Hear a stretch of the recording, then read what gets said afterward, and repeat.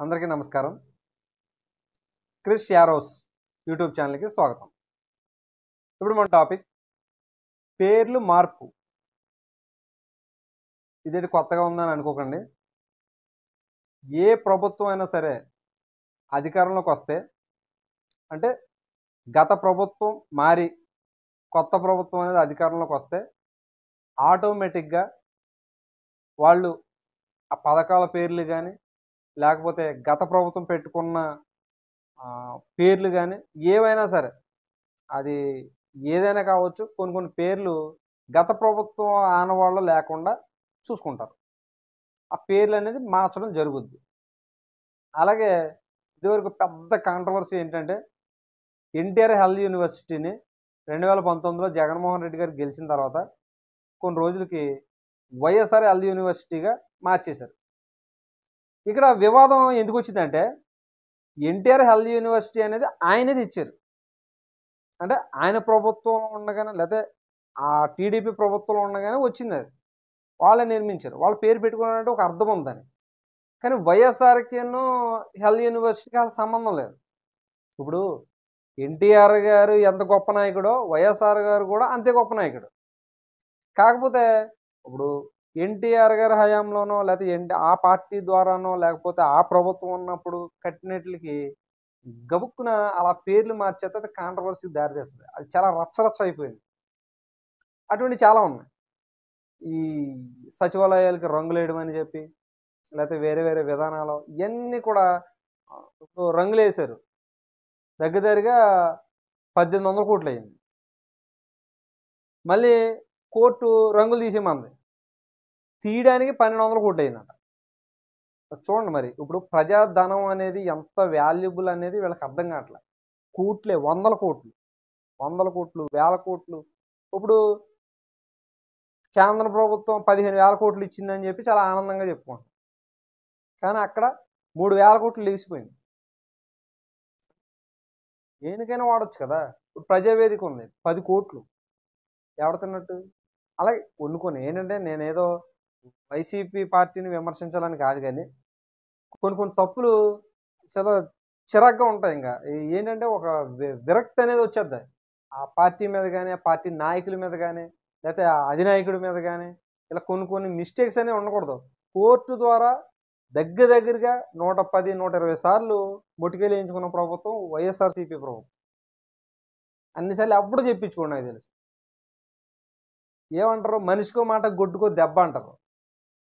ఇప్పుడు ఏదో అలా వెళ్తుంది అనుకో, దెబ్బ కొడితే మాట ఎంత బయటకు వచ్చేది. కానీ మనం మనుషులు, ఒక మాట చాలు. కోర్టు ద్వారా చివట్లు తింటే చిరాగ్గా. అందులో కోర్టు ద్వారా అంటే నేను అవన్నీ మాట్లాడకూడదు, కానీ వైసీపీ వాళ్ళే కాకుండా వైసీపీ చెప్పినట్టు చేసే అధికారులు, అందులో ఐఏఎస్లు ఉన్నారు, ఐపీఎస్లు ఉన్నారు. ఇలాగ ఎవరు పడితే వాళ్ళు కోర్టులో నిలబడడం, వెళ్ళి కోర్టులో చేతులు. ఇప్పుడు ఐపీఎస్ ఐఏఎస్ అంటే ఎంత కష్టపడి వస్తారండి వాళ్ళు, ఎంత పేరు ఉంటుంది వాళ్ళకి, ఎంత పేరు ప్రఖ్యాతులు ఉంటాయి. వెళ్ళి కోర్టులో చేతులు కట్టుకుని నిలబడ్డారంటే ఇంకేంటి వాళ్ళకి వాల్యూ ఏంటి. అలాగే కొన్ని ఉంటాయి. కాకపోతే ఏంటంటే, ఈ పేర్లు మార్పిడి అనేది ఇప్పుడు 2019 తర్వాత మొత్తం అన్ని పేర్లు అన్నీ కూడా ఆల్మోస్ట్ జగన్ గారి పేరు మీదకి మార్చేసుకున్నాడు ఆయన. అందులో కొన్ని పేర్లు అంటే విద్యాశాఖకు సంబంధించి కొన్ని పేర్లు మార్పు జరిగింది. ఆ మార్పు జరిగిన ఈ విద్యాశాఖ మంత్రి ఎవరో మన నారా లోకేష్ గారు కాబట్టి ఆయన వివరంగా చెప్పాడు. ఆ వివరంగా చెప్పినట్లో అందులో జగనన్న అమ్మఒడి, ఇప్పుడు ఏంటంటే తల్లికి వందనం అని పెట్టారు. జగనన్న అమ్మఒడి అంటే వాళ్ళైతే 2 పిల్లలకి ఇస్తామని చెప్పారు, కానీ ఒకరికి ఇచ్చారు ఒకరికని ఇచ్చారు. ఇప్పుడు తల్లికి వందనం అని పెట్టారు, కానీ ఇప్పుడు వెంటనే అది అమలైతే చేయలేదు. మొన్న ఒక నెల అవ్వాలి ఇచ్చేసి, కానీ చేయలే. ఇప్పుడు చేయలేదనేం కాదు, కానీ ఇంకా నెక్స్ట్ ఇయర్ అవుతుందని మాత్రం కరాఖండిగా చెప్పారు. అది ఎందుకంటే ఇంట్లో ఎంతమంది పిల్లలు ఉన్నా వాళ్ళకి తల్లికి వందనం అనేది 15,000, నలుగురు ఉన్నా సరే 60,000 ఇచ్చేస్తామని చెప్పారు. అది నెక్స్ట్ ఇయర్ నుంచి కండక్ట్ చేస్తారు. అది ఒకటి గుర్తుపెట్టుకోవాలి, ఇక్కడ టీడీపీ మనిషిలా మాట్లాడుతున్నామని మీరు అనుకోవద్దు. జగన్మోహన్ రెడ్డి గారి గవర్నమెంట్ వచ్చిన తర్వాత కూడా వెంటనే చేసేలే. ఈ పథకాలు 3 నెలలకు ఒకటి స్టార్ట్ చేశారు, 6 నెలలకు ఒకటి స్టార్ట్ చేశారు, 7వ నెలలో ఒకటి స్టార్ట్ చేశారు, 9వ నెలలో ఒకటి స్టార్ట్ చేశారు. అలా స్టార్ట్ అయింది. వెంటనే ఇప్పుడు ఇది 2వ నెల, టీడీపీ కూటమి వచ్చి ఇది 2వ నెల. 2వ నెలకే స్టార్ట్ అవ్వలేదని ఇప్పటికే చాలా మీడియాలోనూ వాటిలోనూ వీటిలోనూ రకరకాలుగా వినపడుతున్నాయి. కాకపోతే చెప్తున్నా ఒక ఎగ్జాంపుల్ కోసం. అది జగనన్న విద్యా కానుక, అది సర్వేపల్లి రాధాకృష్ణన్ విద్యార్థి మిత్ర అని మార్చారు. జగనన్న గోరుముద్ద అంటే ఈ మధ్యాహ్న భోజన పథకం ఉంది కదండి, అది దాన్ని డొక్కా సీతమ్మ మధ్యాహ్న బడి భోజనం అని మార్చారు. డొక్కా సీతమ్మ గారు అంటే చాలామందికి తెలుసు. అసలు జీవితం అనేది వాళ్ళ వాళ్ళ హస్బెండ్ కానీ ఆవిడ కానీ ప్రజలకు చేసిన సేవ అసలు ఎన్నటికీ మర్చిపోలేం, ఎప్పటికీ మర్చిపోలేం. ఎందుకంటే వాళ్ళకి లేకపోయినా ఎదుటి వాళ్ళ కడుపు నింపారు వాళ్ళు. అన్నిటికంటే గొప్పదనం ఏంటి అని అడిగితే అన్నదానం. అది 40 సంవత్సరాలు చేశారు వాళ్ళు. 40 సంవత్సరాలు మంచికి మారు పేరు డొక్కా సీతమ్మ గారు.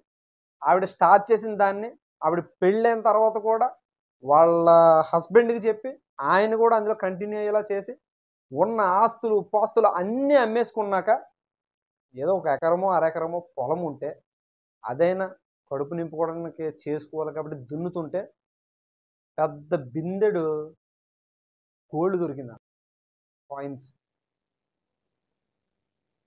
దేవుడు ఉన్నాడు అన్నదానికి, మంచికి మంచే జరుగుతా అన్నదానికి ఇది ఉదాహరణ. డొక్కా సీతమ్మ గారి జీవిత చరిత్ర చదవండి. అసలు కొన్ని లక్షల మందికి, కొన్ని కోట్ల మందికి ఇన్స్పిరేషన్ ఆవిడ. కాబట్టి ఈ పేరు పెట్టడం మాత్రం 100కి 1000% కరెక్ట్. 100కి 1000%. మధ్యాహ్న భోజన పథకంలో అసలు ఈ పేరు చేర్చడం అనేది నాకు మాత్రం ఆత్మసంతృప్తి చాలా ఉంది, మంచి విషయం. కాబట్టి చాలా థ్యాంక్స్ చెప్తున్నానండి టీడీపీ కూటమికి.